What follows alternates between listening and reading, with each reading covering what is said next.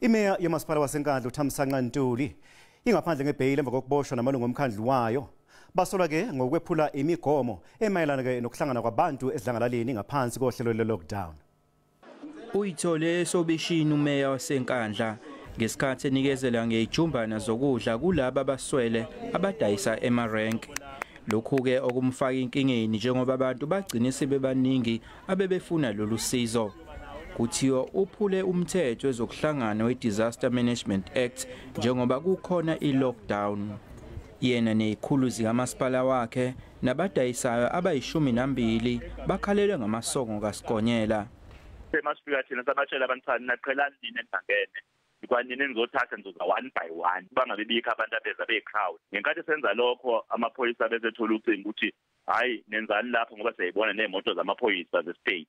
Bathi cha hayi kukhishwa ukudla, bathi cha kodwa leso sicubulesi bophande amaphoyisa athola instruction ukuthi awabophe. Lokho kwenzekile ukuthola ukuthi mina no deputy mayor sayithola ke nabasebenzi kanye nabawu13 abebekade bebukele ukudla sesiboshwa ke sekufake isihlalo ezizophuma ngakusasa. Amaphoyisa athi ukuhlangana kwabantu abangaphezulu kwama50 kukuphula umthetho ngezikhathi ze-lockdown.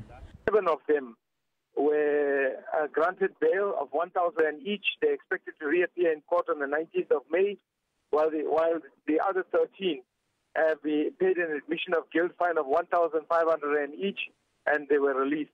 Kulindele ukuthi imeya engaphandle ngebheli nezinye izikhulu babuyele enkantolo ngenyanga ezayo.